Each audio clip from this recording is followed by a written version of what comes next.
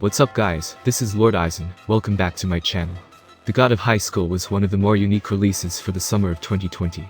Adapted from the popular Webtoon is a Crunchyroll original. The story of God of High School centers around martial artist Mori Jin, who enters a massive fighting tournament where the grand prize is whatever the winner wishes for. However, the tournament and the corporation that runs it is more than what it seems. Featuring stunning animation, a likable cast of characters, and of course amazing fights, GOH has the potential to stand among even the most famous of battle shonen, and Mori himself could take on a lot of different anime characters, although there would still be some that could take him down too. On top of being a tough and skilled martial artist, Mori is actually the god known as Sun Wukong, so he can't be beaten by just anyone. While the likes of Tama Kamaju's Imagine Breaker could theoretically cancel out those abilities, doing so would be easier said than done. Tama's right hand can cancel out any extraordinary powers, even God's miracles, as he puts it, but he would still need to make contact with the melee-ranged Mori to make that work. Even if Tama nullifies Mori's god powers, he'd still be outmatched by his superior taekwondo skills. In the world of JoJo's Bizarre Adventure, stands are pretty much invulnerable to everything except other stands, so traditional means of fighting them wouldn't work. Mori's god powers give him extrasensory perception and the ability to interact with the non-physical, so there is an argument that Mori could fight stands. Still, his victory comes into question against Giorno Giovanna.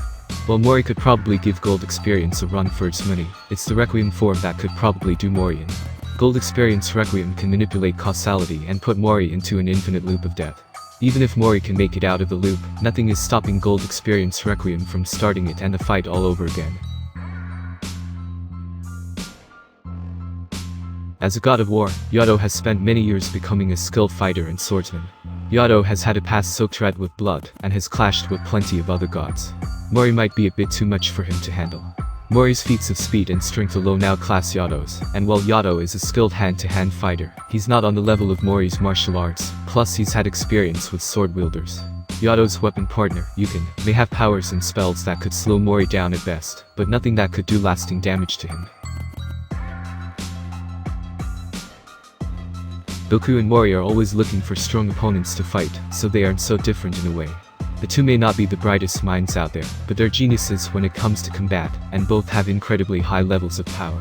While it would be an epic fight, Goku most likely has the most chance of winning.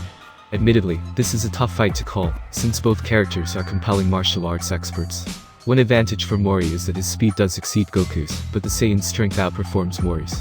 As a Super Saiyan god, Goku was able to trade blows with the destroyer god Beerus, to the point where he could stop attacks that could destroy the universe. Add Super Saiyan Blue or Ultra Instinct to that, and Mori might not stand a chance. Nikai is a master in taijutsu's ways, and able to amplify his physical capabilities with the 8 gates. He's also the kind of opponent Mori would relish the chance to fight. While the two are skilled in their respective martial arts, Mori's power is much higher, and his durability can outlast Guy's. Even with all 8 gates unleashed, Guy still lacks the power that would surpass the worst attacks Mori's been able to withstand.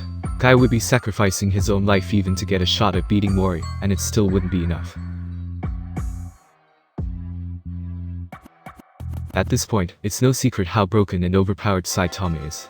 Saitama has literally no limits whatsoever, and it's the joke of the whole series. Though if anyone could give Saitama a challenge, it would be someone of Mori's caliber. Even then, Saitama could probably still take him. Saitama hasn't just taken on martial artists with ease and planet-busting aliens and monsters, and all while not even trying that hard. Even his serious punch, which affected the weather on a global scale, was him holding back. There's no doubt Mori could give him a fight, but at the end of the day, Mori isn't invincible and does have limits, while Saitama doesn't. My Hero Academia's All might be the #1 hero for many years, and with the power 1 for all granted him, it's easy to see why. He was a symbol of peace and the MHA world's equivalent of Superman. While his power weakened over time, All Might was a beast in his prime. But even with that, it pales in comparison to Mori's feats of strength. All Might may create tornadoes and destroy massive structures with a single punch, but Mori has pierced the moon and tanked colliding planets. Even in his prime, All Might hasn't performed anything even close to Mori's level of power. It's one thing to be an overpowered character. It's another entirely to be an overpowered character that arrogantly flaunts it. Such is the case for Honos Volatid, a former demon lord reincarnated. With all kinds of magic, Honos can pretty much do anything, such as killing an opponent with his heartbeat, and bringing them back to life to kill them repeatedly. This surprisingly only scratches the surface of his nigh unstoppable power. At his max strength, Honos could mess with probability and reality, and destroy the world and the universe. And on top of all that, he's immortal. Even when killed, he would just be reincarnated. Without any weaknesses, there's literally nothing that can stop him, not even the powers Mori's godhood grants him. Akira Fudo, aka Devilman, is a powerful demon among demons. Incredibly strong and resilient, Akira can't be killed so easily in his Devilman form. Given that he can regenerate after some pretty nasty injuries, that much is true. However, he's not unbeatable. As Devilman, Akira could savagely beat down most foes, humans and demons alike, but Mori is on a much higher level than him.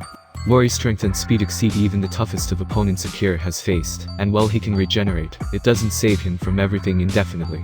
Akira has been killed before, unable to defeat Satan, while Mori was able to overwhelm a more powerful iteration of Satan in GOH.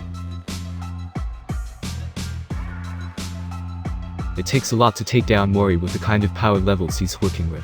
His strength is genuinely that of a god, and it would take a being with similar or even on a higher kind of existence to beat him. Madoka Kaname, however, might be such a being. In her ultimate form, Madoka is not just a god but a conceptual being, immortal, omnipresent, and aware of all things past, present, and future. She was able to erase the very concept of witches from across every universe, so not only would killing her be next to impossible for Mori, but she could erase him if she desires it.